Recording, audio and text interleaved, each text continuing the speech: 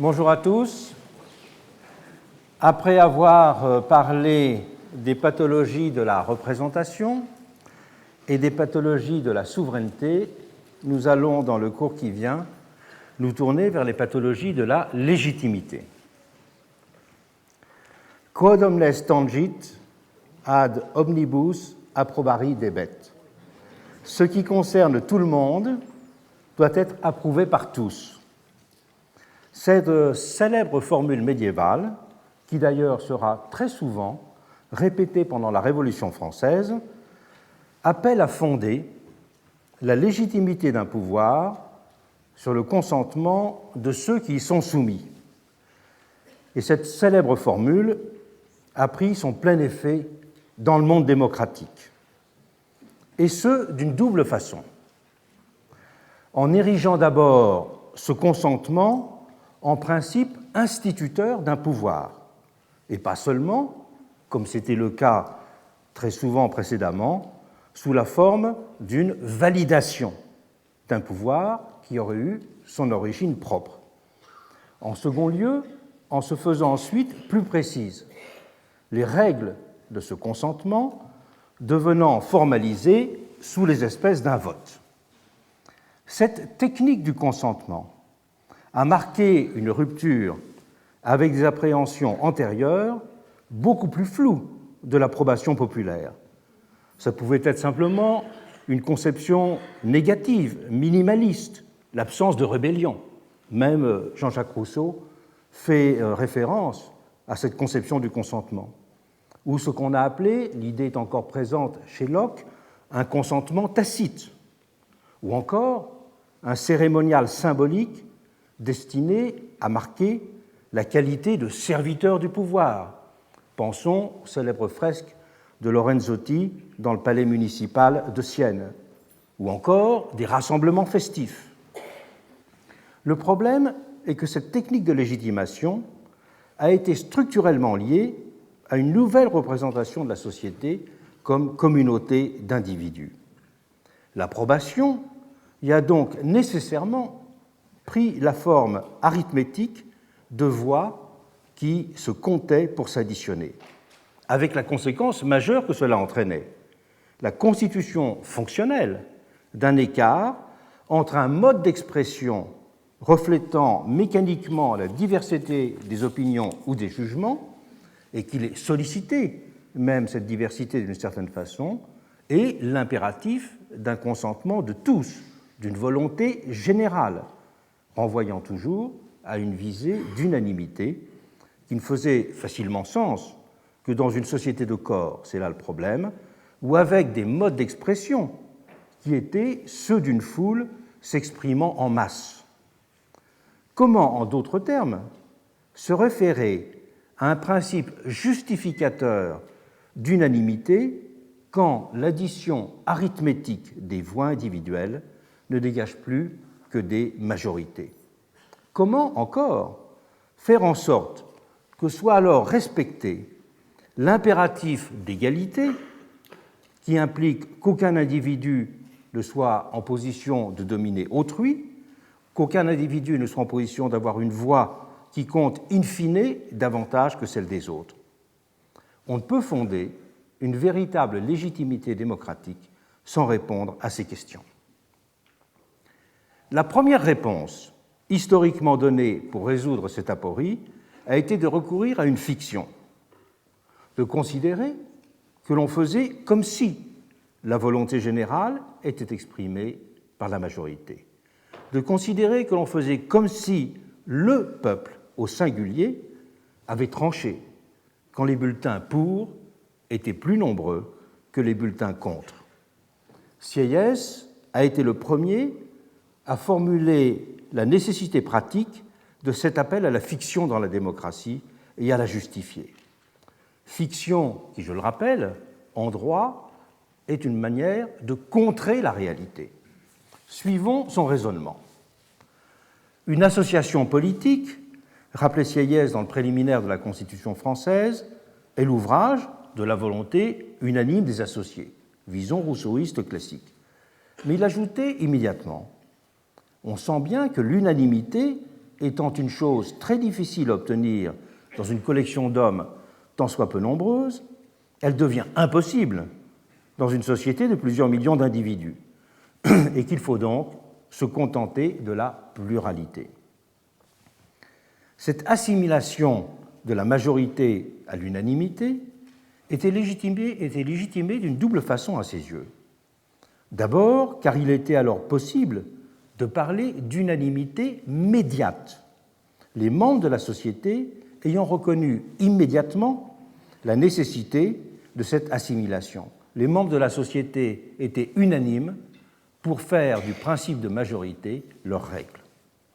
Mais surtout, en second lieu, parce qu'il fallait se résoudre, je le cite, à reconnaître tous les caractères de la volonté commune dans une pluralité convenue. La majorité, pour ces deux raisons, une raison que l'on peut dire procédurale et une raison plus substantielle, avait donc raison de valoir pour l'unanimité. Et Condorcet, qui l'on sait s'est beaucoup intéressé à ces questions d'addition des opinions, a repris plus tard à son compte l'argument.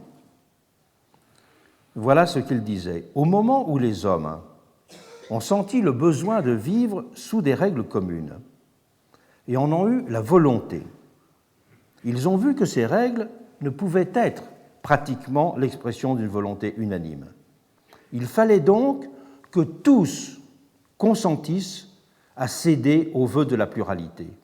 Et la convention d'adopter ce vœu comme s'il était conforme à la volonté, aux lumières de chacun, a dû être la première des lois sociales, a pu seule donner à toutes les autres le sceau de l'unanimité.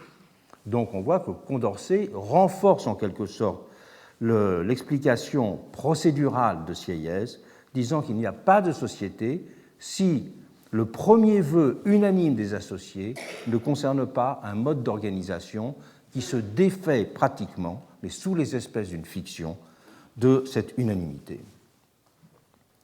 À côté de ces explications de Sieyès et de Condorcet, il faut bien considérer que la philosophie utilitariste a, de son côté, apporté de puissantes justifications, beaucoup plus pratiques, à l'adoption du principe majoritaire.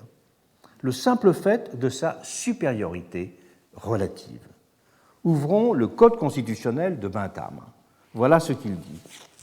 Le concours de tous dans la désignation effective de l'individu qui devra posséder telle ou telle part de pouvoir actif n'étant pas possible, à chaque fois que les suffrages d'une partie des électeurs se portent sur une personne, tandis que les suffrages d'une autre partie se portent sur une autre, le résultat le plus désirable, qui s'accorde le mieux avec le plus grand bonheur du plus grand nombre, est que le pouvoir soit exercé par le plus grand nombre plutôt que par la totalité.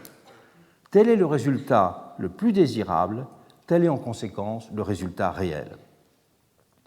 C'était donc une justification tout à fait pragmatique. Et s'il faut reconnaître les limites théoriques du principe majoritaire, ce dernier, pour Bentham, avait un caractère incontournable, car il fait bien adopter la solution qui correspond au plus grand nombre. Et il s'accorde avec une vision très réaliste de la vie sociale, dans laquelle le plus grand nombre finit pratiquement toujours par imposer ses vues et ses intérêts au petit nombre. Et cela contrairement à la vision des libéraux constitutionnels. Les libéraux constitutionnels étaient soucieux des droits de l'homme quelconques. Ils redoutaient la tyrannie de la majorité, alors que les benthamites n'ont pas de difficulté à reconnaître le fait d'une société divisée et même du conflit de classe. Il ne faut pas oublier d'ailleurs que l'une des grandes figures du mouvement sera Francis Place, qui sera le rédacteur de la Charte du peuple. Ces deux approches du fait majoritaire convergent en tout cas pour l'appréhender sous les espèces d'une majorité simple à 51%. Pourquoi ? Pour les utilitaires, elle exprime la loi quantitative la plus simple du plus grand nombre. Pour les autres, elle est la définition qui divise le moins, car elle est celle qui rend le plus facile l'accès à la position majoritaire et qui maximise donc les positions de tous d'accéder à cette position majoritaire. Elle tend aussi à égaliser les positions, car elle minimise la distance entre le vainqueur et le vaincu. L'adoption d'une majorité dite qualifiée, des 2/3 ou des 3/4 par exemple, maximise à l'inverse fortement le poids de la minorité et favorise donc l'attitude conservatrice du refus du changement. Les majorités qualifiées introduisent une dissymétrie entre les positions et n'ont donc de sens que si l'objectif poursuivi est celui d'un vote de type prudentiel. Cette question a été fortement débattue en juillet 1789 à l'Assemblée constituante. Lorsque l'Assemblée constituante a mis en place son règlement, elle a réfléchi sur les conditions de majorité qu'il était nécessaire d'adopter. Et c'est le raisonnement de Mirabeau qui plaidait pour la majorité simple à 51% qui l'a emporté en procédant au raisonnement que je viens précédemment de résumer. Le problème, à partir de là, est double. Il est d'abord que l'adoption du fait majoritaire présuppose que celui-ci a une consistance sociologique, qu'il désigne d'une certaine façon une population déterminée, avec ses intérêts et ses opinions.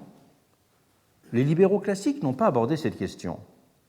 Ils se sont bornés à poser celle des rapports de l'individu à cette majorité et des conditions de sa protection et de la garantie de son autonomie. C'est l'approche de John Stuart Mill, lorsqu'il appelait l'attention sur le fait, je le cite, que le peuple qui exerce le pouvoir n'est pas toujours le même peuple que celui sur qui on l'exerce. Et le gouvernement de soi-même dont on parle dans le monde moderne n'est pas le gouvernement de chacun par lui-même, mais de chacun par tout le reste. Et donc, voilà une nécessité prudentielle qui s'impose dans ces conditions. C'est encore celle que Tocqueville met en avant quand il envisage les conditions dans lesquelles il est possible, c'est un chapitre célèbre de la démocratie en Amérique sur la tyrannie de la majorité, les conditions dans lesquelles il est possible et nécessaire, je le cite, de faire appel de la souveraineté du peuple à la souveraineté du genre humain. Le premier à avoir abordé la question de la pertinence sociologique de la notion de majorité est Benjamin Constant, dans ses principes de politique. Il vaut la peine de le citer sur ce point. La plupart des écrivains politiques, écrit Constant, sont tombés dans une erreur bizarre en parlant des droits de la majorité. Ils l'ont représentée comme un être réel, cette majorité, dont l'existence se prolonge et qui est toujours composée des mêmes partis. Mais, dit Constant, il arrive sans cesse qu'une partie de la majorité d'hier forme la minorité d'aujourd'hui. En défendant les droits de la minorité, poursuit-il, l'on défend donc les droits de tous, car chacun à son tour se retrouve un jour ou l'autre en minorité. L'association entière se divise donc en une foule de minorités que l'on opprime successivement. Chacune d'entre elles, isolée pour être victime, redevient, par une étrange métamorphose, partie de ce qu'on appelle le grand tout, pour servir de prétexte au sacrifice d'une autre minorité. Et Constant conclut avec cette phrase célèbre: « Accorder à la majorité une autorité illimitée, c'est offrir au peuple en masse l'holocauste du peuple en détail. Et l'injustice et le malheur, poursuit-il, font le tour de l'association en s'apesantissant au nom de tous sur chacun isolément, et tous, à la fin de cette rotation déplorable, se trouvent à avoir perdu sans retour comme individus beaucoup plus qu'ils n'avaient gagné passagèrement comme associés. » Constant reprendra dans de nombreux écrits, en la modifiant un peu, cette formule. Dans De l'esprit de la conquête et de l'usurpation, il dira que le risque du principe de majorité, c'est d'immoler, je le cite, à l'être abstrait les êtres réels et d'offrir au peuple en masse l'holocauste du peuple en détail. C'est une autre formulation de celle que je viens de donner. Ces remarques qui étaient faites à l'aube du XIXe siècle ont pris un relief encore plus accentué aujourd'hui. La notion de majorité est en effet plus que jamais problématique en termes sociologiques, tant les positions des hommes et des femmes s'individualisent et conduisent à décliner dans de multiples dimensions cette notion de majorité, et donc tout simplement à la déconstruire. L'intérêt du plus grand nombre ne peut donc moins que jamais être caractérisé sur un mode univoque et constant. Le peuple, en conséquence, ne s'appréhende plus comme une masse homogène, il s'éprouve plutôt comme une succession d'histoires singulières, une addition de situations spécifiques. C'est pourquoi les sociétés contemporaines se comprennent de plus en plus à partir de la notion de minorité. La minorité n'est plus la petite part qui devrait s'incliner devant la grande part. La minorité est devenue l'une des multiples expressions diffractées de la totalité sociale. Et la société se manifeste désormais sous les espèces d'une vaste déclinaison des conditions minoritaires. Peuple, pourrait-on dire, est désormais aussi le pluriel de minorité. Le caractère de fiction de la généralité sociale, attaché à cette notion de majorité, reste en tout état de cause essentiel dans la considération de la question de la production de la légitimité. Le problème est là que cette dimension est rarement prise en compte avec tout ce qu'elle implique, ou, lorsqu'elle l'est, sans que soit clairement établi s'il s'agit d'une fiction juridique nécessaire, au sens fort du terme, et donc dont il faudrait tirer toutes les conséquences en matière de rapport entre droit et politique, autant que sur le plan institutionnel, ou si cette fiction est une approximation substantielle suffisante. C'est dans ce cadre qu'il faut appréhender les pathologies de la légitimité. Elles peuvent essentiellement prendre deux formes.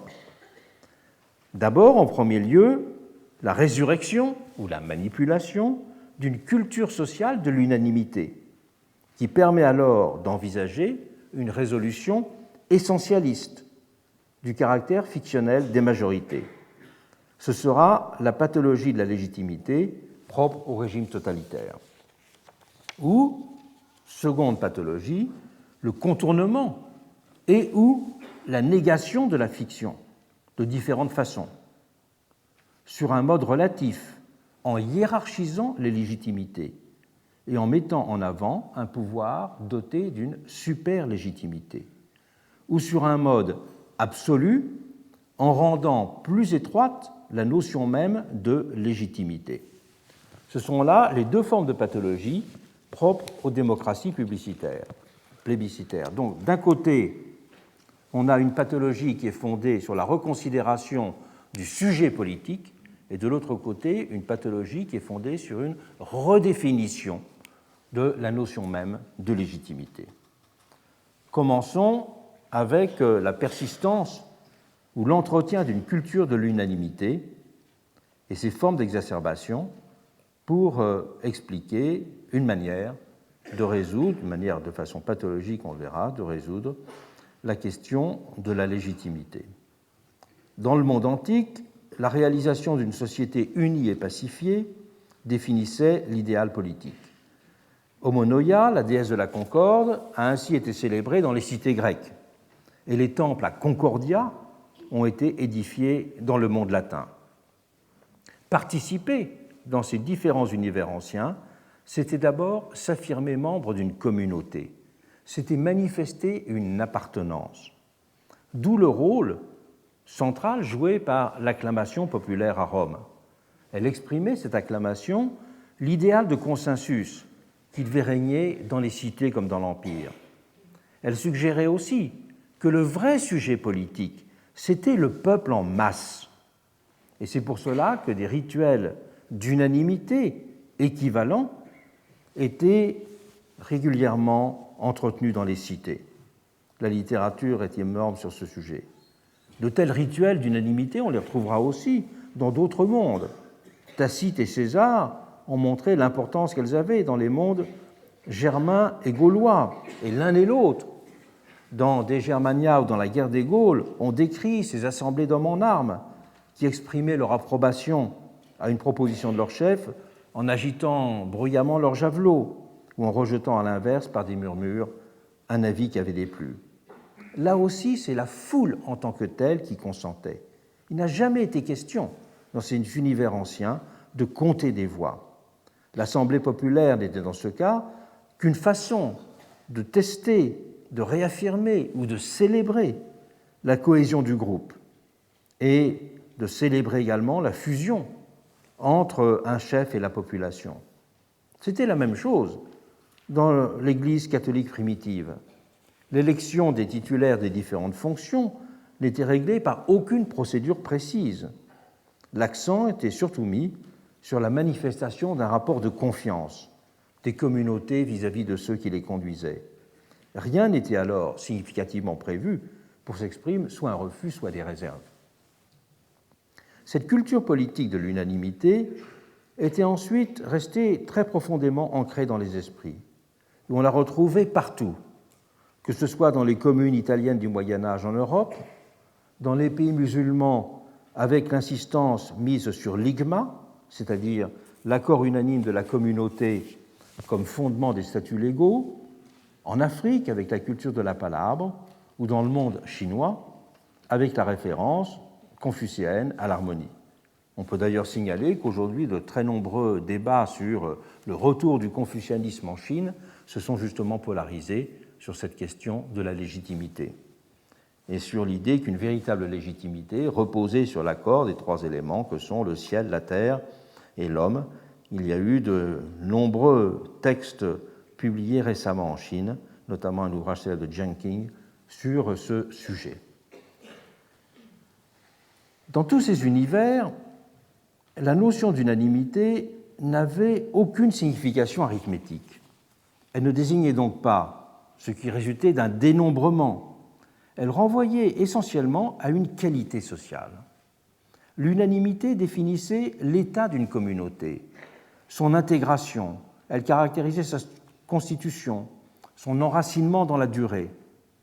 Et cette dimension a partout dessiné ce qu'on pourrait appeler l'horizon implicite des premières appréhensions de la participation populaire à l'expression de la vie collective, comme l'horizon de la légitimité politique.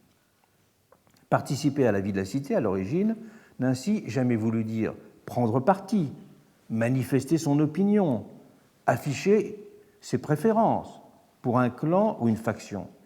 C'est même au contraire contre une telle vision, que nous qualifierions aujourd'hui de individualiste pluraliste, que c'est d'abord affirmer l'idéal civique d'inclusion et de participation, ainsi que la conception d'un pouvoir légitime.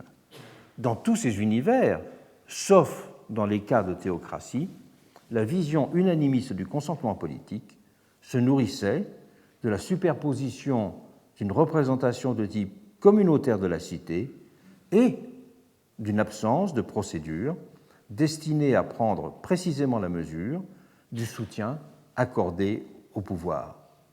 Comme si, en fait, l'impératif moral de la concorde et l'impératif moral du gouvernement de l'intérêt général se superimposaient en permanence aux considérations institutionnelles. N'oublions pas que Locke lui-même continuait en grande partie à s'inscrire dans cet ancien monde. La distinction du consentement tacite et du consentement explicite restant chez lui fort imprécise, comme si, d'une certaine façon, elle ne revêtait cette question qu'une importance secondaire à ses yeux. La moralité du consentement et la procéduralité du consentement étant supposées s'équivaloir. L'entrée dans des sociétés d'individus qu'appelaient de leurs vœux et symbolisaient à leur façon les révolutions américaines et françaises et l'introduction concomitante de techniques électorales modernes, inscrites dans la marche vers l'universalisation du suffrage, allait-elle entraîner une rupture avec cet ancien univers? Voilà la question. On aurait pu, a priori, le penser. La formalisation et l'individualisation de l'expression politique conduisant en effet mécaniquement à l'adoption d'une vision plus arithmétique de la volonté générale, donnant une consistance arithmétique sensible au fait majoritaire dans des termes parfaitement lisibles pour tous.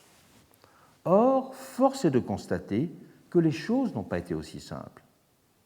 Les idéaux d'une communauté unie ont ainsi longtemps survécu à l'introduction du droit personnel de vote. L'avènement du citoyen électeur moderne n'a ainsi pas tout de suite introduit de rupture avec la conception d'une légitimation du pouvoir politique fondée sur la reconnaissance unanime des sociétaires. Les conditions matérielles mêmes de l'exercice de ce droit de suffrage ont témoigné de la persistance de cet idéal unanimiste. Dans le cas français, je l'ai déjà signalé dans un cours précédent, ce sont l'interdiction des candidatures et la pratique du vote d'assemblée qui font obstacle à la vision de l'élection comme compétition électorale, affrontement de personnes et d'idées. Il n'y a en outre pas encore d'isoloir pour individualiser spectaculairement le vote. N'oublions pas que le système de l'isoloir ne se répand partout qu'au début du XXe siècle. Même après 1848, l'expression de vote quasi unanime sera fréquente dans les campagnes de l'Hexagone, l'existence d'une bataille électorale étant souvent assimilée à une maladie du corps social. C'est aussi longtemps la même chose au niveau local dans l'Amérique de la Nouvelle-Angleterre. L'esprit des townships y est resté fortement prégnant avec l'éthos égalitaire et communautaire qui le caractérisait. Et si le respect du principe majoritaire était partout affiché, le souci d'unité du groupe restait primordial. La vraie légitimité renvoyait ainsi toujours au fait d'un accord des esprits exprimant une perception communautaire du monde social. Outre-Manche, les rituels électoraux britanniques ont aussi participé d'un même esprit communautaire, au moins jusqu'au second Reform Bill de 1866. Et le fait même que la notion technique de majorité ne se soit que très progressivement imposée constitue aussi à elle seule un indice de cette persistance du vieux dans le neuf. Un des principaux dictionnaires du milieu du XIXe siècle note encore ainsi que le mot majorité est nouveau en politique. Il n'a pas alors de sens précisément arithmétique d'ailleurs. On l'assimile à la voix générale, l'assentiment du plus grand nombre, et quand il est utilisé, c'est en effet surtout pour l'opposer alors au régime du suffrage censitaire. Rappelons d'ailleurs que le mot était totalement étranger à la langue du XVIIIe siècle et que le terme de majority, qui avait timidement fait son apparition dans le vocabulaire parlementaire britannique vers les années 1820, n'avait alors pas été acclimaté en France. Dans son édition de 1814, le dictionnaire d'Académie française ne parle toujours de la majorité dans son sens très ancien, l'âge compétent pour jouir pleinement de ses droits. Et un dictionnaire démocratique de 1848 allait même jusqu'à dire de la majorité qu'il s'agit d'un terme obscur, dangereux et sujet à fausse interprétation. Symétriquement, la notion de minorité est également perçue comme problématique. Elle était ressentie comme une sorte de défi ou d'anomalie dans l'univers démocratique. Elle renvoyait soit à la persistance d'un archaïsme, d'une rémanence du passé dans le présent, soit à l'expression d'une idée neuve qui n'était pas encore rentrée dans les mœurs. Les minorités ne sont alors pas définies comme des positions politiques, et encore moins comme des faits sociaux, mais seulement comme des moments, dans une dialectique du développement et de la diffusion des idées. On les conçoit donc structurellement passagères, destinées à s'étioler si elles représentent des idées et des aspirations rétrogrades. On parle de minorité du passé, ou au contraire, à s'élargir jusqu'à exprimer un jour le sentiment de la société tout entière quand il s'agit d'idées nouvelles. On parle alors de minorité de l'avenir.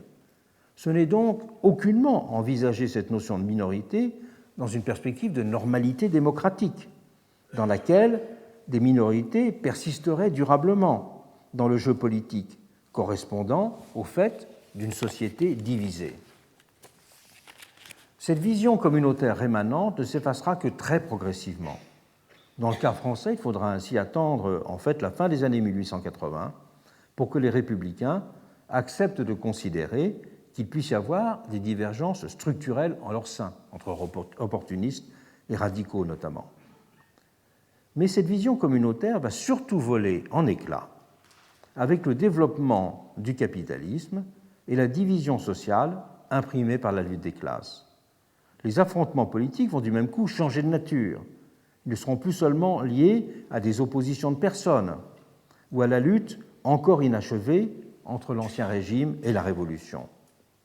Ces affrontements vont dériver directement du conflit du travail et du capital, conflit en partie exprimé par des forces politiques redoublant directement sa structure. Apparition, qui est également concomitante, c'est décisif, du suffrage universel. Le sentiment de la division sociale radicale et le suffrage universel sont apparus en même temps en Europe.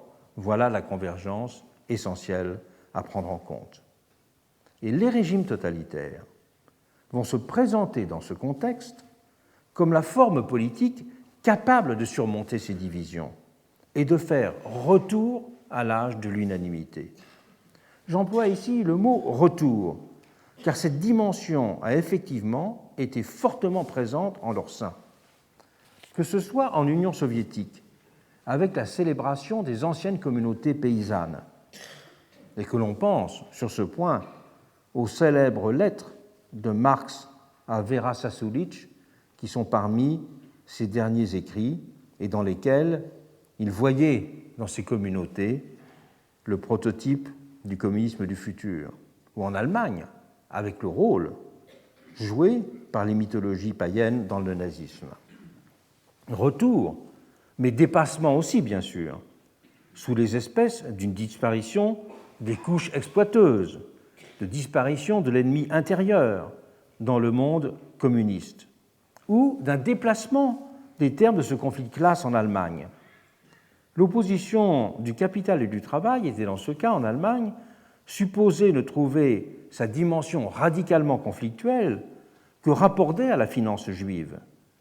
C'est donc à la perspective de la production d'une société homogène que se rattachait là le retour à l'idée d'unanimité pour fonder la prétention de ces régimes à être 1000 fois plus démocratiques que les démocraties libérales. La dévolution de la légitimité était donc indissociable, dans ce cas de figure, de la constitution d'un pouvoir-société totalement assimilé à cette dernière, de telle sorte que la notion même de légitimité perdait en fait sa consistance, puisqu'il n'y avait plus dans ce cas d'extériorité à régler entre pouvoir et société. C'est ce retour forcé à un monde holiste qui caractérise dans ce cas le totalitarisme comme pathologie de la légitimité. Il fonde ses droits sur une polarisation et une absolutisation de cette légitimité. Plus de fiction à décréter dans ce cas, en effet, plus de distance à combler entre le tout et une majorité, plus d'écart auquel il faudrait remédier, plus de limitation du pouvoir à instituer en conséquence, puisqu'il n'y a plus de tyrannie de la majorité à craindre. La volonté générale, dans ce cas, se superpose en effet parfaitement avec la volonté de tous et de chacun, les hommes et les femmes n'obéissant dorénavant plus qu'à eux-mêmes. Mais c'est dire aussi qu'il n'y a plus de place pour une distanciation critique, plus aucune forme de légitimité sociale extérieure au discours et à l'action du pouvoir. Plus besoin alors de compter les voix. Il suffit d'une certaine façon d'acclamer comme dans le monde ancien. Et l'on sait que Carl Schmitt n'a cessé dans son œuvre de mettre l'accent sur cette dimension de l'acclamation. Et l'on sait aussi que dans le monde soviétique, on a cessé de mettre l'accent sur cette dimension de l'unanimité. On peut dire dans ce cas, avec Louis Dumont, que le totalitarisme, je le cite, résulte de la tentative, dans une société où l'individualisme est enraciné, de le subordonner à la primauté de la société comme totalité. Ou pour le dire autrement, c'est une de ces expressions fameuses, que le totalitarisme est la némésis de la démocratie abstraite. Il est en effet patent dans ce cas que le totalitarisme ne se comprend que dans son lien à la démocratie. Il la renverse en même temps qu'il s'empare de ses traits et leur apporte un prolongement fantastique. C'est l'analyse qu'a souvent faite Claude Lefort, le philosophe qui a le premier proposé de penser le totalitarisme comme une réponse aux questions que véhiculait la démocratie, comme la tentative de résoudre ces paradoxes. Et c'est effectivement dans ces termes que nous avons appréhendé la figure totalitaire de l'incarnation comme pathologie de la représentation, correspondant à la volonté de nier l'impossibilité sociologique et mécanique d'une représentation parfaite. C'est encore dans ces termes que l'on peut penser le totalitarisme comme réponse proclamée au problème de la division sociale et, plus largement, à la désubstantialisation du social dans le monde individualiste moderne, avec le sentiment de déliaison qui en résulte. Et c'est bien toujours dans ces termes qu'il convient de comprendre la réponse forcée qu'il apporte au déficit menaçant de légitimité qui naît de l'écart que l'appréhension arithmétique du peuple fait apparaître avec la représentation d'un corps civique appelé à être un. Le totalitarisme évite le recours à la fiction en prétendant redonner corps et unité à la société. La deuxième forme de pathologie de la légitimité, c'est celle qui consiste dans une redéfinition, une hiérarchisation des légitimités. Il y a eu, nous l'avons vu, des conceptions contrastées et même contradictoires de la forme démocratie plébiscitaire. L'examen des régimes contemporains conduirait d'ailleurs à élargir encore son appréhension. Pensons par exemple à la conceptualisation de la notion de démocratie souveraine dans la Russie de Poutine aujourd'hui, ou à discuter de ses bornes. Pensons à l'énorme littérature d'il y a une trentaine d'années, une cinquantaine d'années, sur les rapports entre gaullisme et césarisme. Mais les différentes figures possibles de cette forme ont en commun de s'appuyer d'abord sur une hiérarchisation implicite des légitimités. Indépendamment, faut-il immédiatement préciser, de la distinction fonctionnelle des pouvoirs et de leurs attributions. Le premier phénomène à prendre en compte, là, est celui des effets induits par la superposition d'une institution et d'une personne. Une telle superposition a la particularité de permettre une visibilité, une liberté d'interpellation des autres pouvoirs, une capacité de sollicitation de l'opinion, une dimension d'incarnation qui conduisent à dynamiser et à grandir la fonction, à la hausser de ce seul fait au-dessus des autres. Le premier à avoir analysé ce phénomène était Max Weber, lorsqu'il a défendu l'élection du président de la République par le peuple entier en Allemagne. Il a mis en avant le fait que cette élection aurait la particularité d'être une élection qui aurait, je le cite, quelque chose de plus que les autres élections. Et on voit bien que c'est effectivement ce qui se passe. S'y ajoute un facteur arithmétique simple et décisif, le fait que l'onction électorale s'appréhende en chiffres absolus autant qu'en pourcentage. Tout conduit du même coup à une sorte de hiérarchie quantitative implicite. Être l'élu de 10 millions de personnes n'est pas la même chose que de l'être de 100 000, même si la fonctionnalité de la légitimité est équivalente. Tout se passe là comme si la quantité modifiait la qualité, pourrait-on dire, de la légitimité. Et la magie des chiffres est là essentielle. Et nous avons rappelé dans un cours précédent la façon dont cette magie des chiffres était mise en scène par Napoléon III. La démocratie plébiscitaire conduit à exacerber ces effets de différenciation jusqu'à entraîner l'idée d'une sorte de superlégitimité du titulaire du pouvoir exécutif. Superlégitimité qui alimente et justifie en retour des opérations de torsion institutionnelle et de domestication des pouvoirs grâce à la mise en scène permanente de formes d'appel à l'opinion qui conduisent à une redéfinition de fait des institutions. Se créent de la sorte des usages constitutionnels que l'on pourrait dire hors texte, ce que les juristes ont appelé des conventions de la Constitution. Les constitutions ne sont pas des tentes dressées pour le sommeil, disait de façon imagée à leur propos Royer-Collard. Et une constitution, avait répondu en écho de Gaulle un siècle et demi plus tard, c'est un esprit, des institutions, une pratique. On redécouvre aujourd'hui l'importance de ces conventions de constitution. Qu'une constitution n'existe pas en dehors de son application, qu'une application suppose toujours une interprétation, qu'une interprétation résulte toujours d'une décision, et qu'une décision appartient toujours à des organes qui ont un fondement politique et qui essaient de donner une motivation juridique à leur position.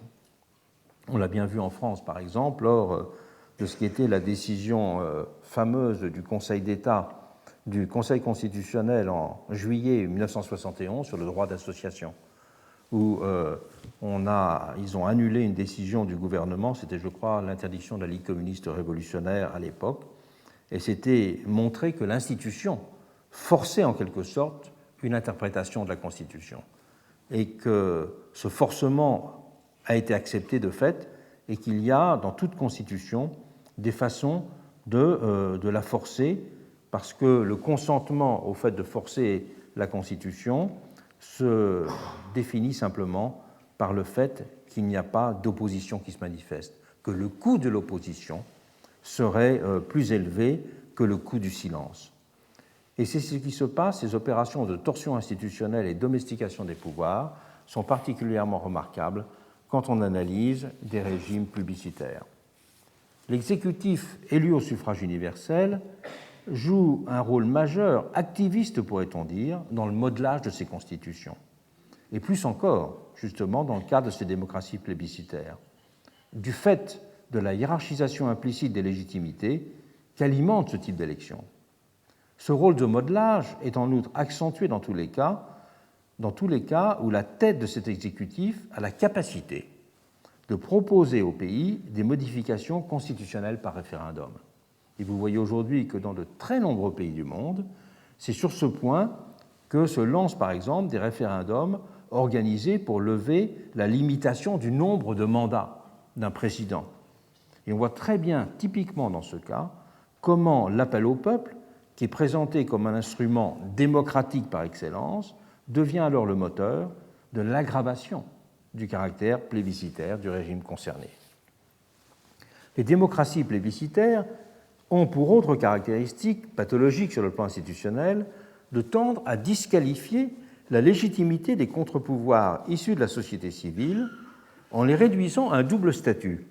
Statut de minorité, et donc procéduralement disqualifié comme minorité, et statut d'institution privée, et donc moralement disqualifié au regard du bien public. C'est de cette façon, au nom d'une légitimité estimée doublement supérieure, la situation majoritaire se liant à la détention d'un pouvoir public, que ces démocraties plébiscitaires ont prétendu détenir les clés d'un pouvoir accru. C'est aujourd'hui la théorie exacte de la démocratie souveraine en Russie.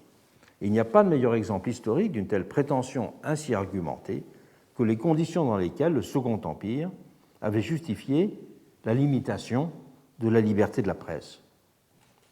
Face à l'opposition qui demandait à ce que la presse soit libérée de la tutelle administrative qui existait à l'époque, qui l'entravait sérieusement, le régime avait mis en avant deux arguments. Le premier consistait à justifier la distinction entre liberté individuelle d'expression et liberté publique d'expression. La liberté individuelle d'expression, disait-on, indépendamment de la parole ou du droit de réunion, se rattache au fait de pouvoir imprimer des livres et de mettre sous son nom tout un ensemble de projets, de projections et d'opinions. Alors que la liberté publique d'expression correspond à l'édition d'un journal qui est une institution sociale.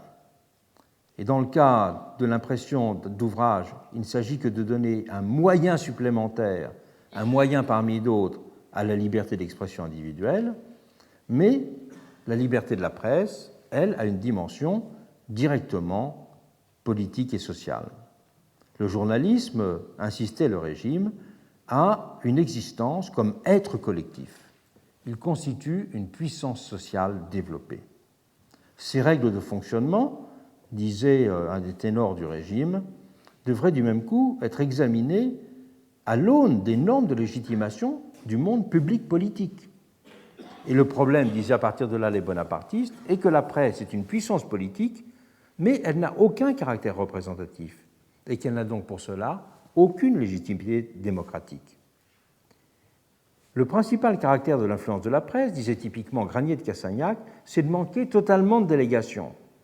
À l'inverse de tous les pouvoirs réguliers, dont le moindre a sa racine et sa délégation dans la loi constitutionnelle, la presse est un pouvoir spontané, volontaire, ne relevant que de lui-même, de ses intérêts, de ses caprices ou de ses ambitions. Le nombre des pouvoirs publics, poursuivait-il, est limité, le nombre des journaux ne l'est pas. Les attributions de ces pouvoirs publics sont définies, les attributions de la presse n'ont ni règle ni mesure. La presse, selon une autre de ses expressions particulièrement frappante, était ainsi la rivale des pouvoirs publics, alors même qu'elle n'avait aucune contrainte de représentativité, aucune contrainte, était soumise à aucune épreuve de légitimité.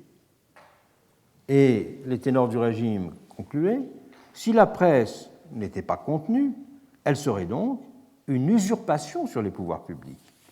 Sans avoir le droit d'élire, elle cherche à diriger les élections. Sans avoir le droit de figurer dans les corps délibérants, elle cherche à influencer les délibérations. Sans avoir le droit de siéger dans les conseils du souverain, elle cherche à provoquer ou à prévenir les actes du gouvernement. Sans avoir reçu ni d'un département, ni d'un arrondissement, ni d'une commune, ni d'un hameau une délégation quelconque, elle cherche à gouverner la nation. En un mot, la presse cherche à substituer son action à l'action de tous les pouvoirs établis et légaux sans être en réalité investie d'un pouvoir proprement dit. Les journaux étaient ainsi accusés d'être des petits États au milieu de l'État, d'être des institutions privées qui jouaient un rôle politique. C'étaient des puissances publiques en main particulière. Le journaliste, insistait-on, n'était élu par personne alors qu'il incarnait un véritable pouvoir social. Et les partisans du régime allaient ainsi jusqu'à dire, pour justifier le contrôle exercé sur la presse, qu'un journal pouvait être considéré comme une puissance aristocratique dans un monde démocratique. Et les journaux qui ne représentent et ne seraient représentés que des intérêts individuels doivent en fait être subordonnés aux intérêts généraux. Émile Ollivier, une des grandes figures du régime, conclura « Pour être député, il faut être l'élu de ses électeurs », alors que le journaliste s'investit lui-même de son ministère redoutable. Et à défaut de concevoir une élection des journalistes, il était donc légitime de contrôler leur activité et de leur opposer la parole de l'État, seule supposée exprimer adéquatement la volonté générale, puisqu'issue du sein de cette volonté générale. Et donc, la liberté individuelle de la presse, la liberté individuelle d'expression ne devait pas être confondue avec la liberté publique qui était celle correspondant au rôle de la presse. Et on voit bien dans ce cas que ce raisonnement montre que c'est la prétention à faire de l'élection la seule source de légitimité pour intervenir dans la sphère publique qui est en jeu. Ce raisonnement, en effet, conduit à dénier toute autonomie à la société civile politique et à considérer qu'entre le monde privé des libertés individuelles et la sphère politique, il n'y a qu'un vide. Mais c'était aussi oublier la dimension de fiction attachée au fait majoritaire. Et l'hypostasie de ce fait majoritaire était donc l'autre versant des pathologies de la légitimité caractérisant les démocraties plébiscitaires. Une autre pathologie de la légitimité consiste en effet en étendre indûment le champ. Expliquons-le. L'élection donne le droit d'occuper une position déterminée. Mais ce droit qui confère ce qu'on peut appeler une légitimité d'autorisation ou une légitimité d'établissement, doit être distinguée d'une légitimité d'exercice. La légitimité d'autorisation, elle est de l'ordre d'une qualité qui est reconnue comme une propriété. C'est le titulaire d'un pouvoir qui la possède comme un acquis, et on ne peut donc en aucun cas lui contester pendant la durée du mandat considéré. On pourrait dire de façon imagée que la légitimité d'établissement ou la légitimité d'autorisation donne un permis de gouverner. Mais la seconde, la légitimité d'exercice, est d'un autre ordre. Elle résulte de la force du soutien dont dispose un gouvernement dans l'opinion. Elle est donc variable, jamais acquise, contrairement à la précédente, toujours à consolider. Elle est liée à la qualité perçue de l'action publique. Elle se conçoit, elle se conquiert, donc au quotidien, à travers des épreuves de légitimité, d'un autre ordre que la procédure électorale. Et ces épreuves de légitimité la constituent, du coup, cette légitimité, en une institution invisible, au sens où la confiance et l'autorité sont des institutions invisibles qui se définissent par les types de liens qui se tissent entre une institution et des groupes. Et ces épreuves de légitimité, de légitimation, sont de l'ordre d'une interaction continue, donc, entre le pouvoir et la société.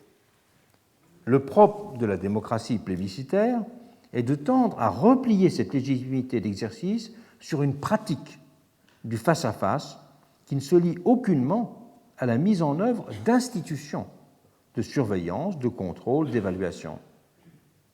Elle entend ainsi prolonger et revivifier en permanence la légitimité d'autorisation, voire les voyages de Napoléon III en province compris comme des plébiscites continus, et non pas de doubler cette légitimité d'autorisation d'une soumission à d'autres épreuves pour qualifier la légitimité d'exercice.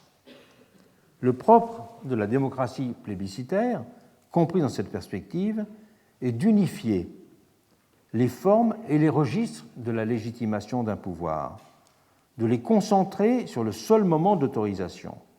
On peut parler en ce sens d'un super-électoralisme ou d'une réduction électorale radicale de l'idée démocratique. Réduction hautement problématique car elle tend à déjuridiciser, c'est le point décisif, l'exercice courant du pouvoir. Le problème est la double. Il réside d'abord dans le fait que la fiction démocratique est parfaitement accordée à la légitimité d'autorisation, puisqu'il ne s'agit dans ce cas que de déterminer une procédure technique, simple et acceptable par tous, de nomination d'un pouvoir. Tandis que la légitimité d'exercice, en revanche, elle implique de déterminer des épreuves et de contrôle qui sont plus exigeantes et qui sont plus continues, ainsi que concurrentes et complémentaires de cette expression majoritaire. Et le problème est en second lieu que cette concentration sur l'autorisation dévitalise les autres pouvoirs, en même temps qu'elle transforme la nature des rapports entre majorité et opposition et qu'elle dévitalise ce rapport entre majorité et opposition de ce qui la constitue, le fait que l'opposition est le tribunal permanent de la majorité.